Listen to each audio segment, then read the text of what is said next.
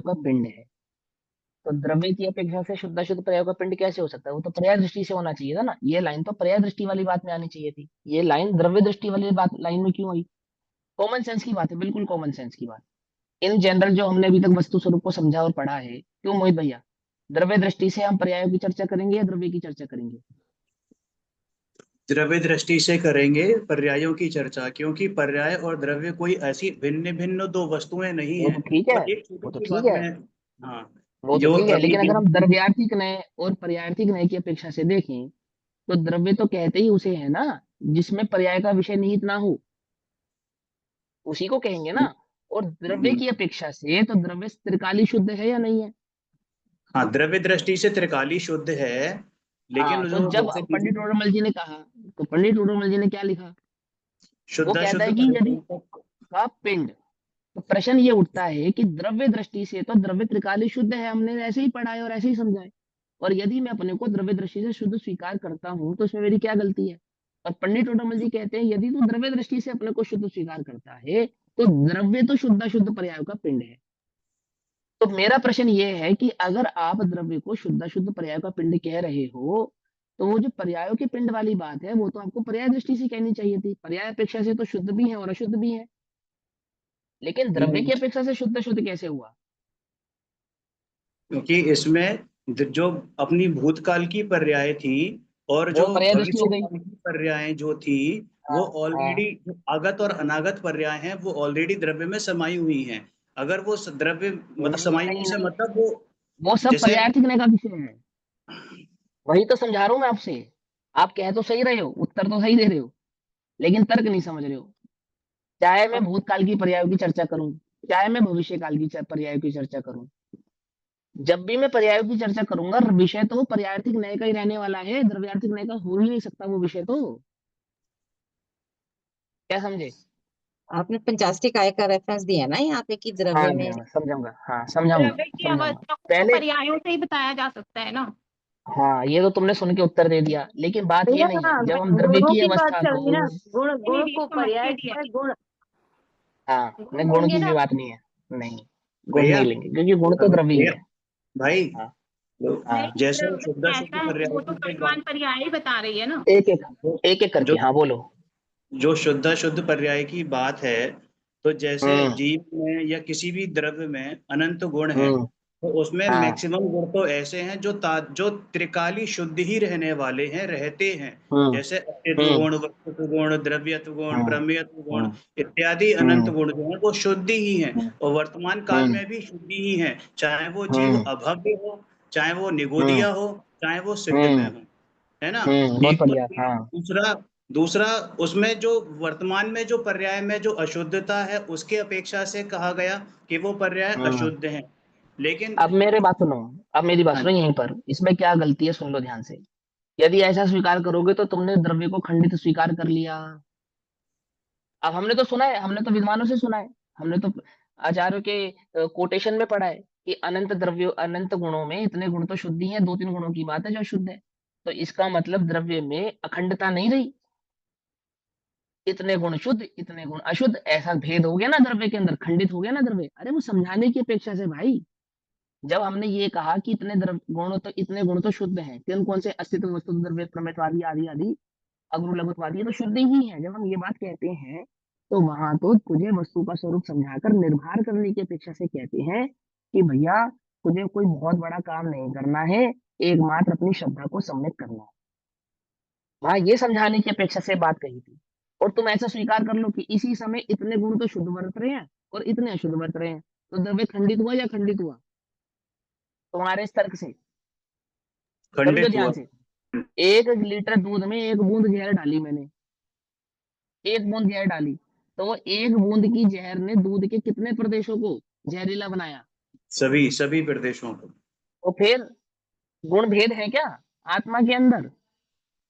ज्ञान अशुद्ध है, मतलब पूरा आत्मा अशुद्ध है, क्योंकि ज्ञान ही आत्मा है और आत्मा ही ज्ञान है। समस्या ये है भैया, मेरी बात को अन्यथा नहीं लेना, कि हमने रटी हुई बातों को रट मैंने सुनी हुई बातों को रट लिया, उन पे विचार नहीं किया, उन पे चिंतन नहीं किया, मनन नहीं किया, बैठ कर कि किस अपेक्षा से वो बात कही गई थी, क्यों कही गई थी, किस परिवेश में की गई थी।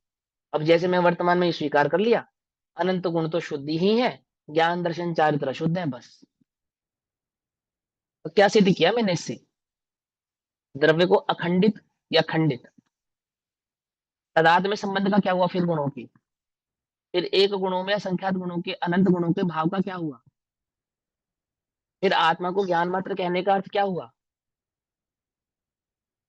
क्या समझे? जो आपने बात कही गलत नहीं कही, सही कही, पर वो पर्यार्थिक नय का विषय है, द्रव्यार्थिक का नहीं है, फिर मैं यही कहूंगा। क्या समझे? फिर भी प्रश्न क्या उठाया, द्रव्यार्थिक नय की अपेक्षा, मैंने द्रव्य की दृष्टि की अपेक्षा से शुद्धाशुद्ध पर्याय का पिंड, ये बात समझनी पड़ेगी बस। द्रव्य दृष्टि से शुद्धाशुद्ध पर्याय के पिंड की कोई लॉजिक नहीं बन रहा है, कहीं से कहीं तक लॉजिक नहीं है। जो हमारी पढ़ाई कहती है, वो पढ़ाई तो कहती है इसमें लॉजिक नहीं है, लेकिन लॉजिक है उसमें, और वो बिल्कुल सही कही है बात, पर तुम्हें सिद्ध करनी पड़ेगी कहीं ना कहीं, तो ये सौदा पटाना पड़ेगा। कैसे पटेगा? तो पूर्व पर आचार्यों का जो उसमें मत है, उससे मिलान करके ही ये सौदा यहाँ पटेगा। अब गुरुदेव ने जब इसकी चर्चा की, तो गुरुदेव ने वहां पे अपेक्षा से समझाया कि अनादि से अनंत काल तक शुद्ध और अशुद्ध होने वाली समस्त पर्यायों का पिंड उस द्रव्य को कहा, क्योंकि द्रव्य तो अनादि निधन है। तो जो द्रव्य को देखेगा, तो खंडित द्रव्य को देखेगा या अखंडित द्रव्य को देखेगा? अखंडित अखंड। द्रव्य को देखेगा, है ना।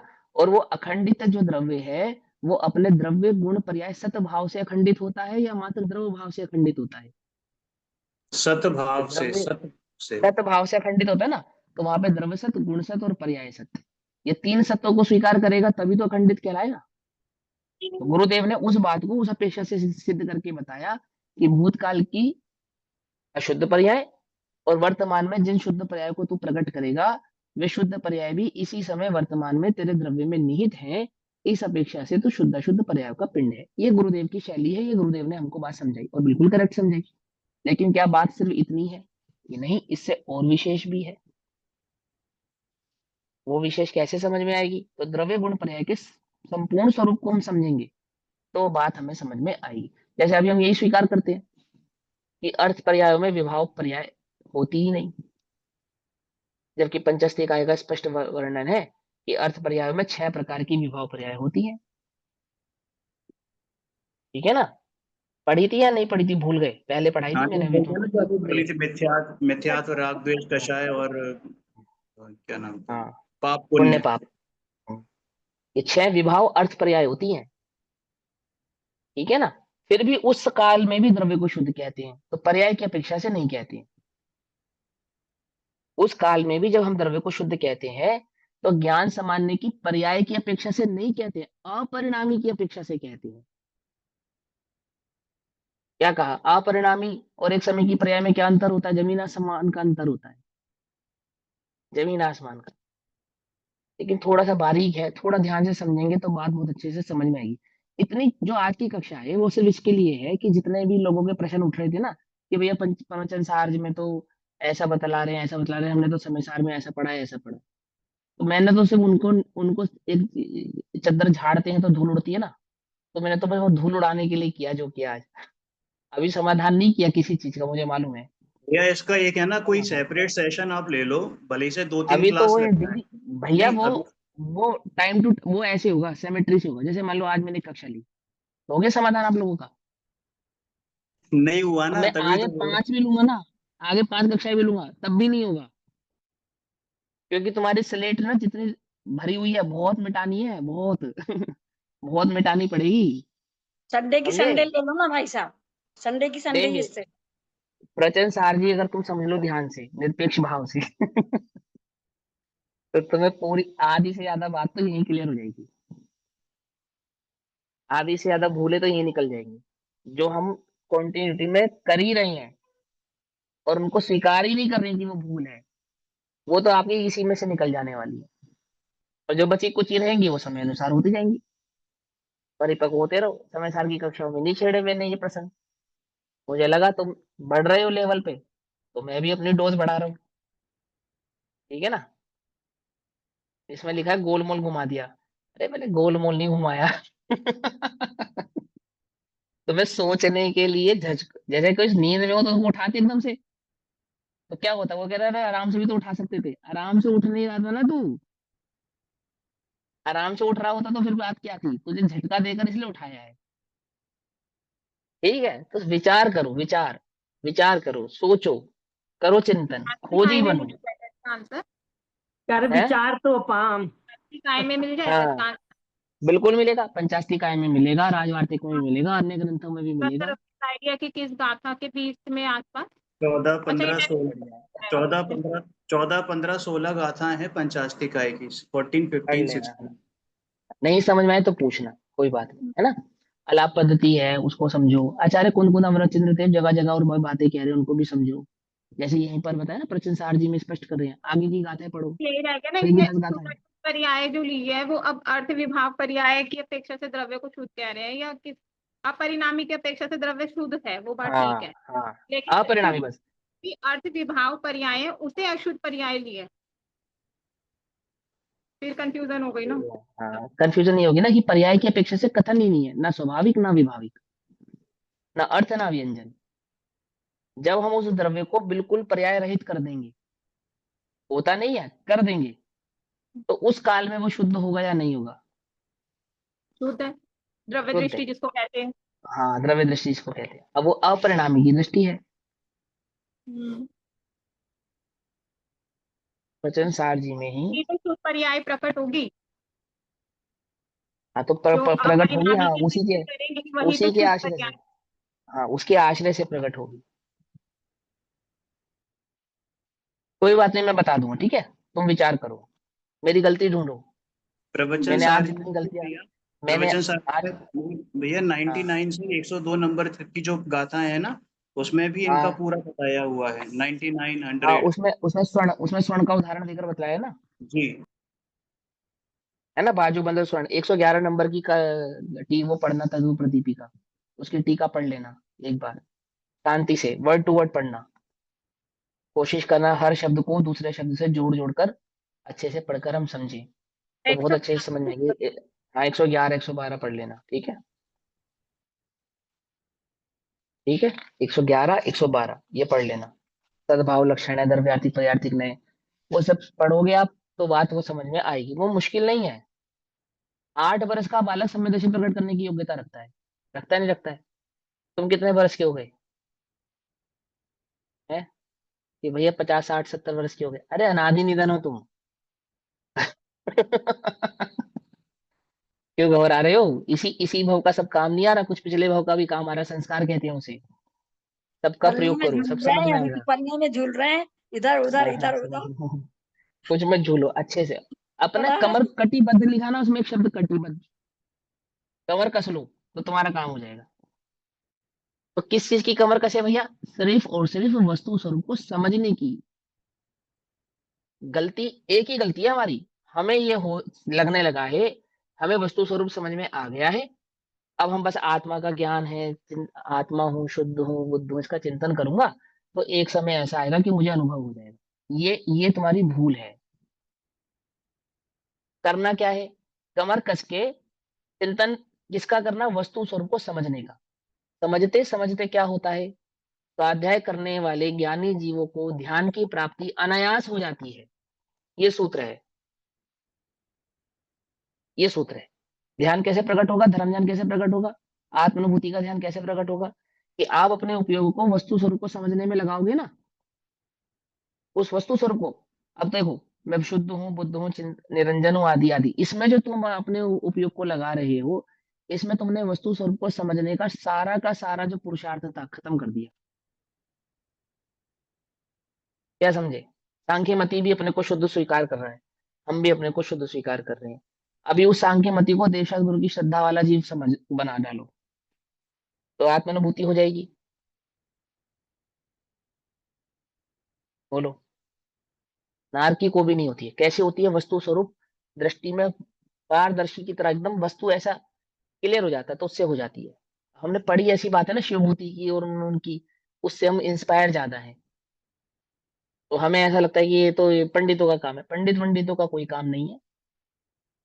आचार्य देव जब इतनी बड़ी बड़ी बातें कह रहे हैं, आपसे कह रहे हैं 8 वर्ष के बालक को भी हो जाएगा, ऐसा ये आपको क्या लगता है प्रवचन सार पंडित को दृष्टि में रख के लिखा गया होगा? है। भविष्य में पंडित टोडरमल जी जैसे महान पंडित होंगे, उनके लिए हम प्रवचनसार, नियमसार जैसे ग्रंथों की रचना करते हैं। आम जनता का क्या है, वो तो ऐसे ही सम्य दर्शन प्रकट कर लेगी। क्यों? ऐसे ही लिखा होगा ना, या प्राणी मात्र पे करुणा करके लिखा होगा, कैसे लिखा होगा? विचार करो ना, प्राणी मात्र को दृष्टि में रख के कहा होगा ना। अब ये विचार लो तुम।